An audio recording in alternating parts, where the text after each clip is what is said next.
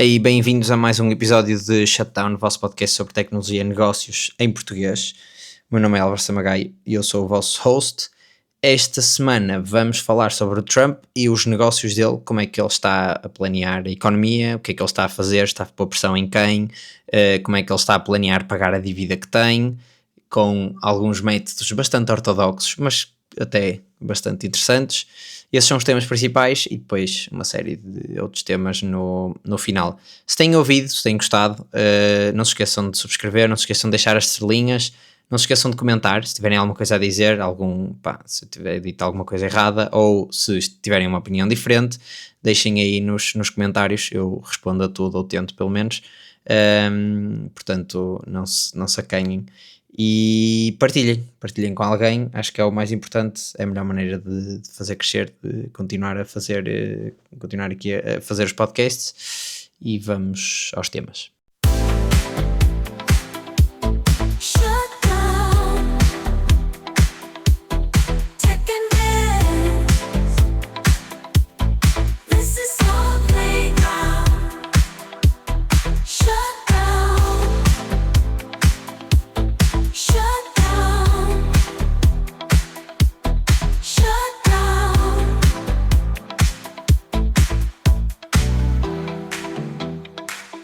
Vamos então voltar ao suspeito do costume, Donald Trump, e esta semana ele fez uma coisa que legalmente acho que não pode, ou seja, não é nada de ilegal, mas que ou seja, ele não cometeu um crime, ou melhor, isto que eu vou falar não é um crime, mas que não pode fazer legalmente, ou seja, que não está permitido a fazer, ou pelo menos para já. E o que é que foi? Ele despediu, entre aspas, uma governadora do board da Reserva Federal, portanto do Banco Central americano, que se chama Lisa Cook, quando ela foi acusada de ter declarado falsamente ou erradamente um empréstimo que tinha em alguns bens. Portanto, existe uma obrigação de estas pessoas que têm interesse público declararem aquilo que têm e declararem os movimentos financeiros que fazem, e pelos vistos pode haver, ou seja, ela ainda não foi acusada, ou melhor, ela foi acusada e ainda não foi feita suspeita, e portanto Donald Trump foi logo para a sua rede social, Truth Social, a dizer ela tem de resign imediatamente, eu despeço-a. Legalmente ele não consegue fazer isto. Mas o que é que isto mostra? Mais do que ele querer despedir esta senhora, isto mostra que o Donald Trump, e ele já tem vindo a fazer isto desde há algum tempo, quer que as taxas de juro controladas pela Reserva Federal, portanto as taxas de juro a curto prazo, ou seja, o custo de pedir dinheiro emprestado aos bancos, quer que deixam. E essa taxa de juro é controlada pela Reserva Federal todos os meses, no início do mês, depois de uma série de reportes esses que foram produzidos por uma agência cuja pessoa foi despedida depois de ter dado mais notícias a Donald Trump, isto foi no mês passado. Esses reportes depois são utilizados para eles votarem se vai haver uma descida, se vão manter ou se vão aumentar a taxa de juro. Esta taxa de juro depois é utilizada como uma ferramenta para combater a inflação.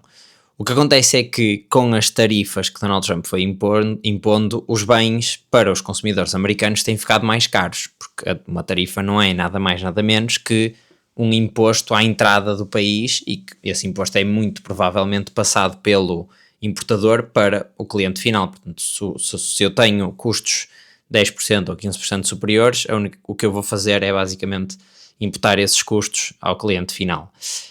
E espera-se que isto tenha algum efeito na inflação, ainda que não imediato, porque primeiro estas tarifas foram sendo adiadas várias vezes, mas que tenham um efeito, ou melhor, para além desta causa, ou seja, para além do facto de elas terem sido adiadas, existe também uma coisa que as empresas fizeram, que foi fazer stock-up de bens antes das tarifas entrarem em vigor. Ou seja, se eu sei que à partida um produto qualquer que eu importo da China vai levar com uma tarifa de 30% ou 40%, eu vou comprar o máximo daquele produto para não ter de subir os preços e não perder clientes com essa subida de preço. Portanto, associada às tarifas, a subida da inflação ainda é relativamente pequena, apesar de já se estar a sentir. E é por causa disso que a Reserva Federal também não tem descido as taxas de juros, ou seja, ela subiu as taxas de juros logo a seguir à pandemia, e subiu muito consecutivamente e muito rápido para diminuir a inflação, porque durante a pandemia houve toda aquela questão do quantitative easing, portanto a Reserva Federal emitiu, ou o governo americano emitiu cheques para as pessoas terem os stimulus checks, para as pessoas terem dinheiro quando as empresas estavam fechadas, e nos Estados Unidos não existe uma segurança social como nós temos aqui, que depois acabou por intervir, portanto as pessoas não trabalhavam, não recebiam, as empresas estavam fechadas, e então eles basicamente imprimiram dinheiro. Imprimir dinheiro causa inflação, e eles depois tiveram de aumentar as taxas de juro e fazer este jogo de gato e rato, em que eu vou aumentando a taxa de juros, a inflação vai descendo um bocadinho, mas assim que eu diminuir a taxa de juros, de repente a economia aquece outra vez e volta a subir a inflação. Pronto, e foram jogando este jogo até hoje, que a taxa de inflação já está no valor de target, que anda entre os 2% e os 3%. Mas isto mostra que Donald Trump quer interferir com esta taxa de juros, ou seja, ele sabe que está a colocar os bens mais caros e, portanto, quer que a taxa de juros deixa. E isto é uma maneira de controlar o custo para as famílias. Ou seja, se emprestar dinheiro for mais barato, o meu custo também vai ser mais barato, porque os bancos vão-me cobrar uma taxa, por exemplo, na habitação, uma taxa de juros à partida também mais baixa, porque muitas destas vezes as taxas estão associadas às taxas dos bancos centrais. Por exemplo, cá em Portugal seria a taxa da Euribor, que é uma referência para o Banco Central Europeu. Donald Trump tem feito pressão sobre o Jerome Powell. Ele não pode despedir, e aqui é que entra a parte de ser ilegal, ele não pode despedir nenhum membro do board da Reserva Federal sem justa causa, e portanto neste caso, como a Lisa Cook ainda não foi sentenciada, ele não tem justa causa para a despedir, e ela disse: não saio, não vou fazer resign, vou continuar aqui. E isto existe desta forma porque a Reserva Federal precisa de ser uma instituição que é agnóstica e independente das ondas políticas que vão acontecendo. Primeiro, os mandatos são muito longos, ou seja, esta Lisa Cook tinha mandato, se não me engano, até 2038, se não sair antes, lá está, e mesmo também o Jerome Powell também tinha um mandato bastante grande. Aliás, eu acho que ele foi posto no lugar por Donald Trump, portanto eles podem escolher, só não os podem depois despedir. Ele foi posto nesse lugar por Donald Trump no primeiro mandato, portanto já está há uns bons aninhos lá na Reserva Federal, tem feito um ótimo trabalho e tem resistido a estes impulsos do Trump de ameaçar, de fazer pressão, e portanto ele sabe bem a posição que tem e sabe bem que a economia depende um bocadinho dele, a economia não só americana como do mundo, porque depois o que ia acontecer inevitavelmente quando ele descer as taxas de juros, se a economia não estiver controlada, a taxa de inflação vai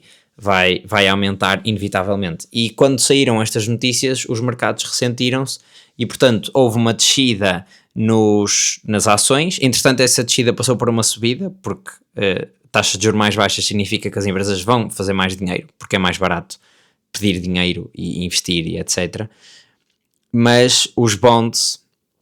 que são ou seja, empréstimos, entre aspas, que a reserva, que o Estado americano emite,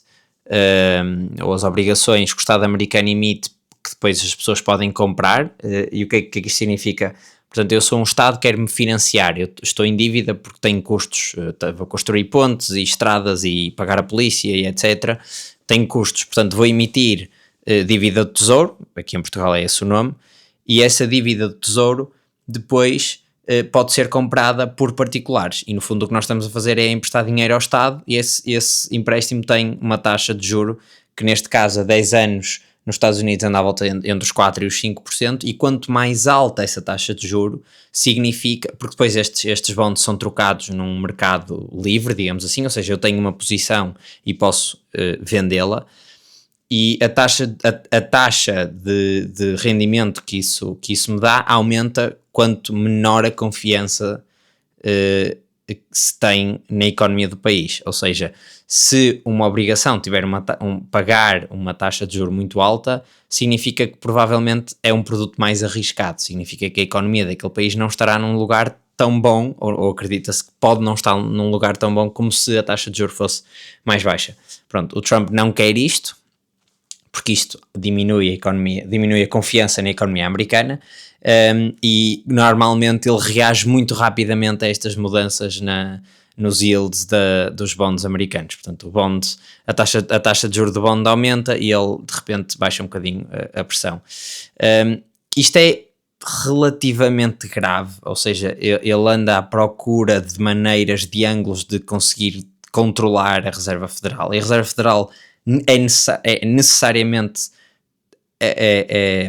esta frase comecei a mal. A Reserva Federal tem necessariamente de ser independente de quem está naquele momento na Casa Branca, quer sejam democratas, quer sejam republicanos, porque a política monetária não deve aceder à política do dia a dia, digamos assim. Ou seja, o objetivo é controlar a inflação e a manter a inflação baixa, mantendo a economia saudável. Portanto, eles olham muito para os relatórios de número de empregos gerados, ou seja, se o número de empregos gerados estiver a aumentar, significa que a economia está a aquecer, significa que muito provavelmente eu não vou poder descer as taxas de juros, porque se eu descer, significa que vai haver mais inflação, porque a economia está quente, as pessoas estão a receber mais salários, estão a receber salários mais altos, vão gastar mais dinheiro, vão comprar mais bens, e portanto vai haver mais procura, significa que os preços vão aumentar, e portanto existe, como eu tinha dito, este equilíbrio. E o facto de ele estar a fazer pressão sobre isto e de estar a tentar procurar buracos onde conseguir atacar, ou seja, houve há pouco tempo também outro governador do board da Reserva Federal que saiu e ele colocou lá no lugar dele uma pessoa que é, digamos assim, trumpista, e depois, agora neste caso, ele ordenou o despedimento desta Lisa Cook, provavelmente para fazer a mesma coisa. Também já ameaçou despedir o Jerome Powell, que é o chefão lá da Reserva Federal. Pronto, e portanto, quantas mais pessoas ele conseguir colocar lá que sejam adeptas da sua política, provavelmente mais fácil ele consegue politizar aquilo e que eles façam coisas de acordo com o plano que ele tem para a economia. Mas pronto, não sei qual é que será a evolução a partir daqui, isto aliado ao facto, também já tinha falado, de quando sai um relatório sobre os job reports que não é condizente com aquilo que ele quer para a economia, que é a economia estar melhor e continuar a crescer. Portanto, houve um decréscimo do número de trabalhos novos postos de trabalho no mês de julho. Ele despede a pessoa que está encarregue disso e coloca no seu lugar uma pessoa que também está alinhada com os seus ideais e que à partida não vai falsificar os dados, até porque o resto das pessoas que trabalha lá no que seria o nosso INE, portanto um Instituto Nacional de Estatística, lá é o Bureau of Labor and Statistics, algo deste género, a partir das pessoas que trabalham lá também não serão todas votantes de Trump e portanto querem ser fiéis aos dados e àquilo que os dados dizem. Mas pronto, vamos ver, esta pressão sobre as instituições acaba por minar um bocadinho a confiança no governo americano. Próximo tema. O próximo tema está relacionado aqui também com Donald Trump e com esta questão da inflação. Donald Trump tem noção de que tem de diminuir a dívida americana, apesar de ter passado agora há pouco tempo uma bill que não faz isso, portanto que aumenta o public spending do governo americano e que Elon Musk até se debateu bastante com Trump no Twitter e etc. por causa dessa bill, mas ele tem noção de que não pode aumentar muito a dívida e portanto tem tentado implementar alguns métodos de colecionar mais dinheiro das pessoas e dos negócios americanos e de outros países, por exemplo, para abater a essa dívida. E uma das maneiras que Donald Trump fez, quer dizer, antes de irmos às maneiras que Donald Trump quer fazer, neste momento a dívida anda à volta dos 100% do PIB, ou seja, os Estados Unidos teriam de parar todo o public spending que tinham e usar todo o dinheiro que produziram num ano para pagar a dívida que têm. E houve há pouco tempo uma espécie de uma conferência que se chama Jackson Hole, em que a Reserva Federal vai, fala e mostra alguns estudos que são feitos em relação à economia americana, e uma das coisas que mostraram lá foi que com o envelhecimento da população, o Estado americano conseguiria endividar-se cada vez mais. Porquê? Porque não existe uma segurança social como nós temos aqui em Portugal, portanto os custos com as pessoas mais idosas não aumentam necessariamente tanto como nos países europeus que têm uma segurança social e têm reformas e etc. E, portanto, quanto mais pessoas idosas tivermos, menos pessoas temos a colaborar, a produzir, a pagar impostos, e temos mais pessoas a viver desses impostos e das taxas de segurança social que as pessoas de idade ativa produzem. Mas nos Estados Unidos, como isso não acontece, que é possível eles, isso até é mais um fun fact, é possível eles chegarem em 2100 a terem 250% do PIB em termos de dívida soberana, porque com o envelhecimento da população, e um envelhecimento da população significa que as pessoas têm mais tempo para acumular recursos, também significa que as pessoas vão comprar cada vez mais bonds. E portanto, se eu emitir mais bonds, mas houver mais pessoas a comprar os bonds, eu consigo manter uma taxa mais ou menos saudável, endividar-me mais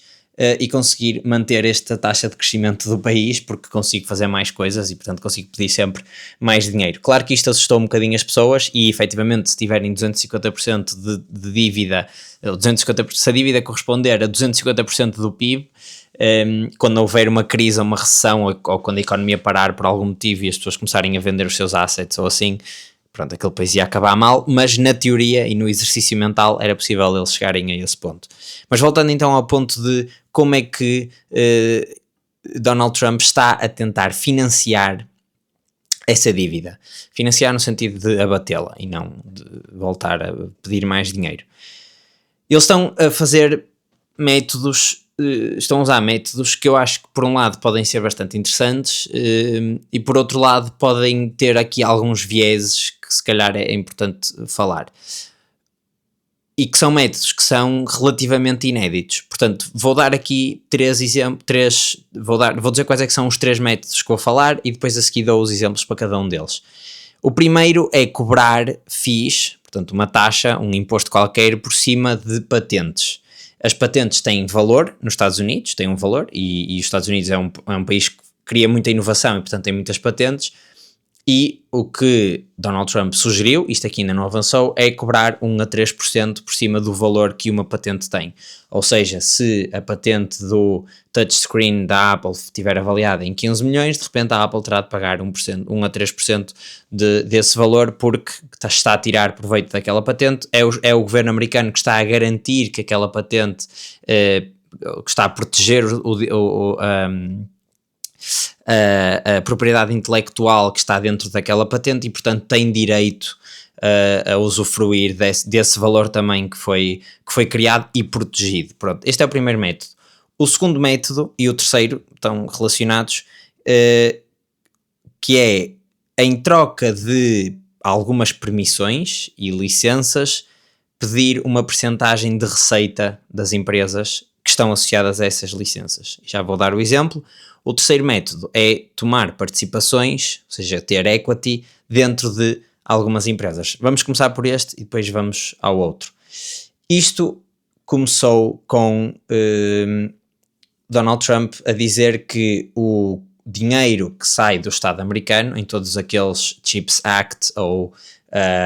AI Act ou etc., portanto, o dinheiro que é investido do Estado americano em empresas privadas, o que seria aqui equivalente aos fundos europeus, que normalmente são a fundo perdido, ou seja, o dinheiro depois não é um empréstimo, é simplesmente, e não tem equity em contra, ou seja, é simplesmente dinheiro que é dado às empresas para elas fazerem um certo projeto, ou seja, tem de ter um lugar, tem de ter um destino, mas é sem strings attached, como se diz. E o que ele disse foi, nós estamos a dar muito dinheiro, portanto nós devíamos ter participação nas empresas. E isto aconteceu esta semana com a Intel. Donald Trump, como é que a história acontece? Primeiro, a Intel produz chips foi uma empresa que foi fundada ali no pico de Silicon Valley, em 1968 por duas pessoas, um que se chamava Robert Noyce e outro que se chamava Gordon Moore, e este Moore é da Moore's Law, portanto da lei de Moore, que diz que o computing power, ou seja, o poder computacional e eficiência dos chips, vai duplicar a cada ano ou tu, e até a cada ano ou tu, a cada ano ou dois, e até agora isto tem-se mantido verdade, ou seja, a cada 2 anos a potência ou a capacidade computacional dos chips que nós temos duplica.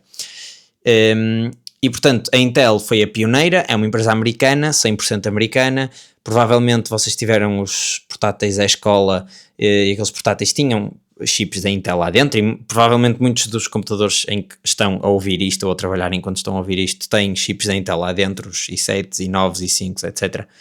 O clássico Intel Pentium. O que aconteceu foi que eles acabaram por ficar um bocadinho para trás quando as empresas começaram a investir em chips dedicados, a mobile e 2 a inteligência artificial. A Intel, em termos de chips para mobile e para inteligência artificial, acabou por ficar muito para trás, porque não investiu, não acreditou, achava que ia continuar a produzir chips dentro daquela arquitetura que os computadores utilizavam e achava que pronto, era um negócio mais ou menos seguro. O que aconteceu na verdade foi que houve uma mudança de arquitetura, passaram por uma arquitetura que se chama ARM, e essa arquitetura é mais parecida aos chips que nós temos nos telemóveis, e agora muitos dos computadores também já têm esses chips. Esta mudança foi feita principalmente pela Apple em 2020. A Apple tinha chips da Intel até então, e em 2020 anunciou que ia parar de fazer os chips na Intel, ou seja, que os MacBooks deixavam de ter chips Intel lá dentro, e começaram a linha os M1, M2, M3, e isso são chips desenhados pela Apple e depois produzidos pela TSMC, que é a Taiwan Semiconductor Manufacturing Company, acho que é esta a sigla, que é uma empresa do Taiwan. O que acontece é que a Intel, como tem design e manufacturing, portanto ela desenha e faz manufacturing, neste caso perdeu os 2 negócios, e a Apple era um dos seus maiores clientes, e isso fez com que eles ficassem muito para trás. Entretanto, eles tentaram correr um bocadinho atrás do prejuízo, veio a onda de chips da AI dominados pela Nvidia. A Intel também não conseguiu apanhar essa onda, não é muito boa a produzir chips da AI e, portanto, ficou ainda mais para trás. Isto faz com que uma empresa gigantesca, que já esteve avaliada em 500 mil milhões de dólares no ano 2000, portanto, mesmo antes da dot-com bubble,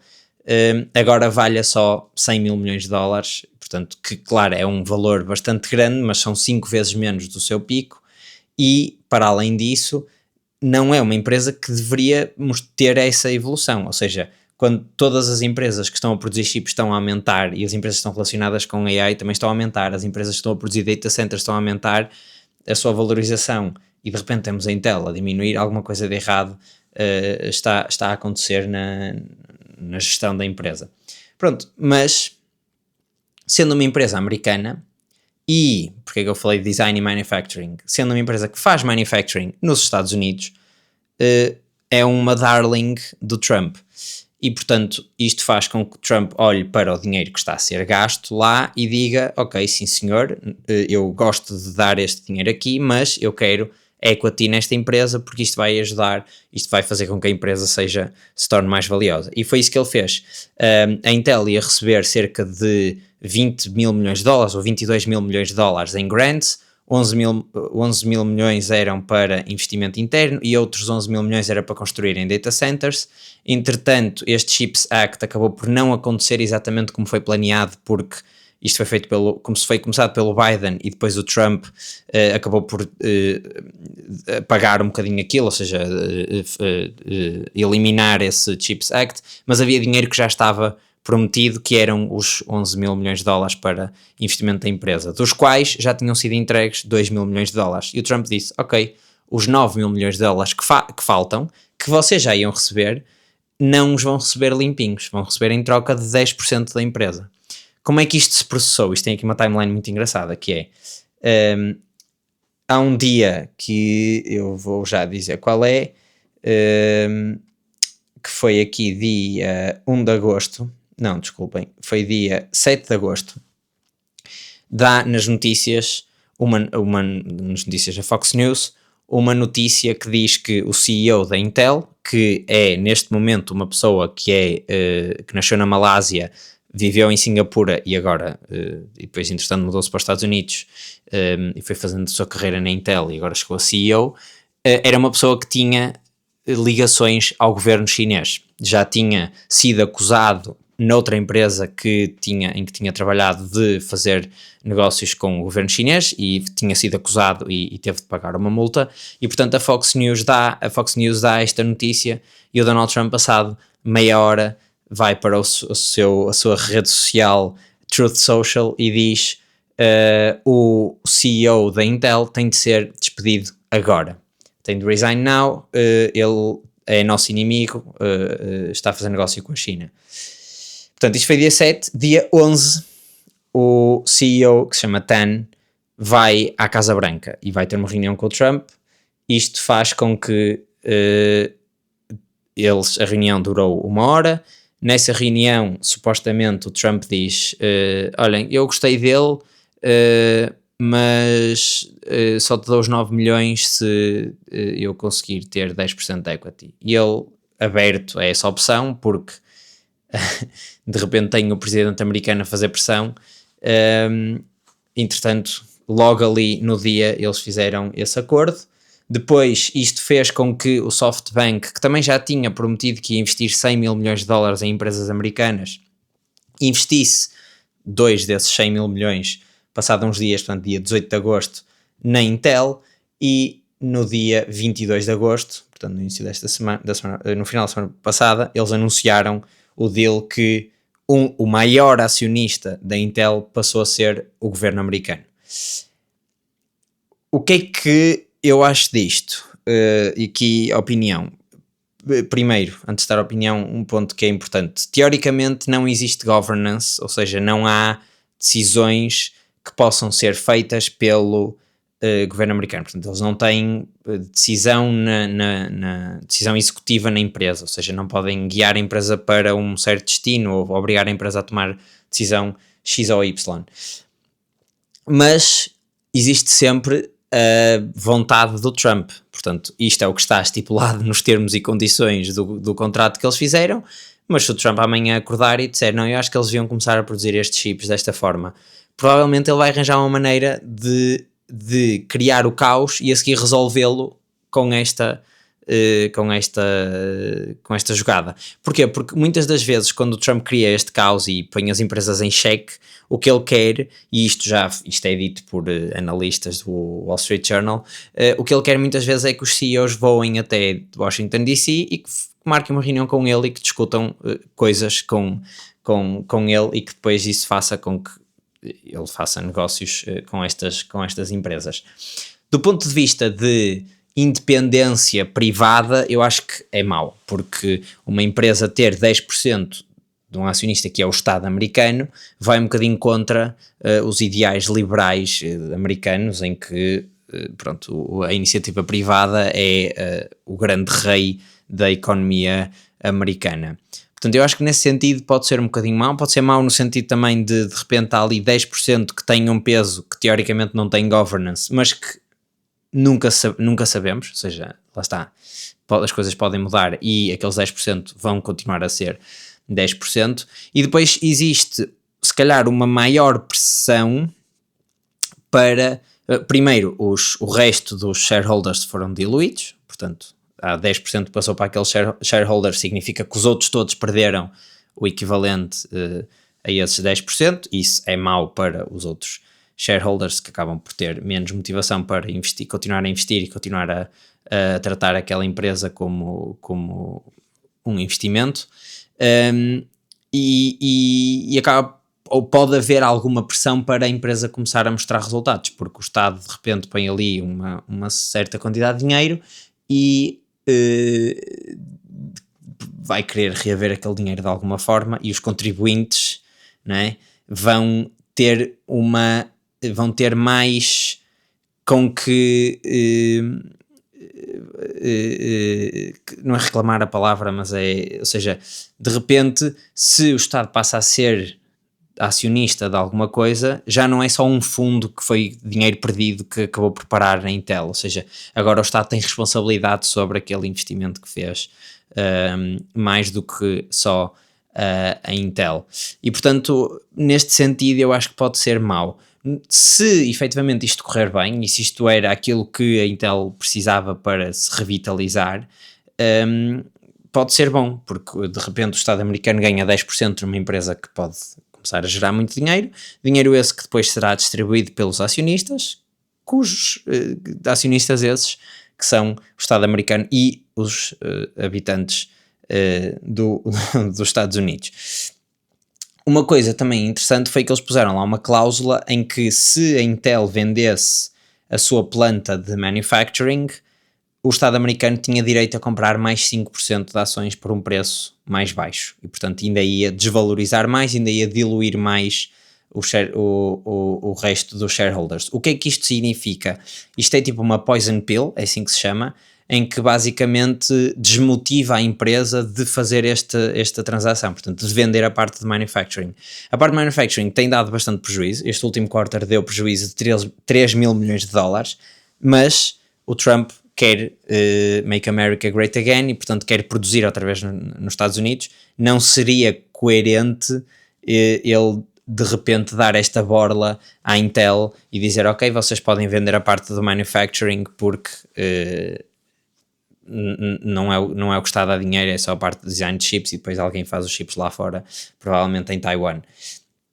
E lá está, isto é um bocadinho do soft power que vem com ter o governo como acionista, ou seja, não há uma liberdade total da empresa tomar as suas rédeas. Isto aconteceu já com outras empresas, com uma empresa chamada Nippon Steel, em que basicamente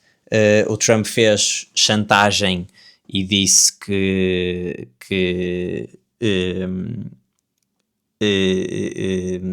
a única maneira deles poderem utilizar o aço americano era ou seja, aquilo era uma empresa japonesa e que queria vender nos Estados Unidos e ele disse que a única maneira disso acontecer era ter ações sobre essa empresa japonesa. Estava a ver se se encontrava, parei um bocadinho, estava a ver se encontrava aqui a percentagem, mas não encontro, depois posso deixar aí nas notas ou deixo a notícia se quiserem. Não foi a única maneira,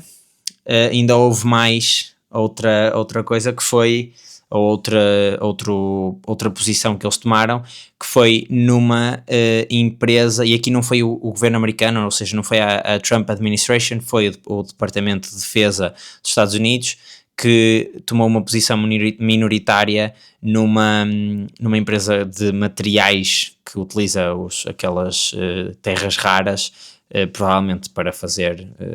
para uso militar, e que depois obrigou a Apple a fazer um negócio com essa empresa para construir os chips ou para construir os telemóveis de 500 milhões de dólares. Portanto, basicamente ele disse, ok, Apple, vocês vão ter tarifas mais altas se não fizerem um contrato com esta empresa, por acaso, ou da qual eu sou dono. Lá está. Isto mina aqui um bocadinho a iniciativa privada. Eu não sei qual é que será o outcome disto, de obrigar empresas, ou seja, eu faço bullying a uma empresa para fazer negócio com uma empresa que é, em certa parte, minha. Posso estar a favorecer a minha economia, certo? Mas, por outro lado, estou a obrigar as empresas a se calhar terem negócios que não são assim tão vantajosos. E a longo prazo isso pode dar backfire e as empresas deixam de ter liberdade de conseguir otimizar os seus próprios processos. Portanto, o outro método, que era ter uma parte das receitas, esse método foi aplicado também pela administração Trump em duas empresas que foram a AMD e a Nvidia. Porquê? Estas empresas foram proibidas de vender os seus chips na China e, em troca de permissão para venderem os chips na China, o Trump disse, ok, então tudo o que venderem 15% entra nos cofres do Estado. Mais uma vez, isto mostra Ponto número 1, que a procura deve ser gigantesca, porque se eu estou disposto a perder 15% da minha faturação para entrar num mercado, significa que, aquele mercado está à procura do meu material, ou seja, não há de ter um substituto que seja relevante o suficiente para me combater. Ponto número 2, o que mostra também é que Donald Trump é um negociador e lá está a influenciar a atuação destas empresas privadas de acordo com os interesses americanos. Assim, isto se calhar pode ter um outcome positivo, porque eu acho melhor este outcome do que se proibir a venda de chips para a China. E aqui 100% opinião minha, porque se nós vendermos os chips para a China, e digo nós, Ocidente, mas pronto, se os americanos venderem os chips para a China, o que está a acontecer é possível, eles vão ter acesso a chips avançados, se bem que nem todos os chips podem ser vendidos lá. Da Nvidia só os H20, que são chips que são principalmente feitos para a parte de inferência, ou seja, a parte em que os modelos já foram treinados, portanto os modelos de AI já foram treinados e estão só a cuspir resultados. Portanto, se pensarmos, quando eu estou a usar o ChatGPT, posso estar a usar um chip desses, quando eles têm de treinar os modelos, têm de usar chips muito mais avançados, porque o processo de treino acaba por ser mais pesado. E portanto, eles só têm acesso aos chips desses de mais, digamos, menos avançados. Esses são os que o Donald Trump permite que sejam vendidos na China. Mas isto dá mais controlo sobre que chips é que a China tem acesso. Digamos aqui mais uma maneira de ter algum soft power na China. Provavelmente as empresas chinesas vão conseguir construir chips também eles avançados, mas não vão conseguir construir numa escala que seja suficiente, porque se eles querem chips americanos, significa que existe procura para isso, tal como nos Estados Unidos. E portanto, o que é que acontece quando nós proibimos importações ou exportações, neste caso, para um país? Esse país não vai ficar a olhar e a ver, ok, então um dia que se lembrarem de voltar a permitir as exportações, eu volto a comprar e a partir daí avançamos. Não, esse país vai procurar soluções, quer seja internamente, quer seja noutros países. E de repente ficamos sem visão do que é que esse país está a fazer. E neste caso é um país sobre o qual os Estados Unidos querem ter algum controle e querem ter alguma inteligência. Isto aconteceu com os carros elétricos, portanto não foi por a maior parte das empresas ser proibida de vender lá os carros que a China, e as baterias e os materiais etc, que a China ficou parada no tempo. Não, eles simplesmente disseram, ok, vocês não nos vendem, então nós vamos desenvolver a nossa tecnologia, e de repente eles têm edge nessa tecnologia, estão à frente, e isso faz com que todas as outras empresas que foram proibidas de vender os carros para lá fiquem atrás e, portanto, fiquem numa posição muito pior do que se tivessem vendido os carros para lá e eles tivessem tido acesso a essa tecnologia, portanto, a escassez não tivesse criado essa necessidade. E, portanto, existe controle de que chips é que eles estão a ter e quantos chips é que eles estão a ter e a quem é que esses chips estão a ser vendidos, pelo menos numa primeira instância, depois podem ser revendidos lá, mas existe alguma informação. E lá está, isto é a troca dos 15%. Portanto, Donald Trump diz, em abril, proíbe, ninguém vende chips de AI para a China.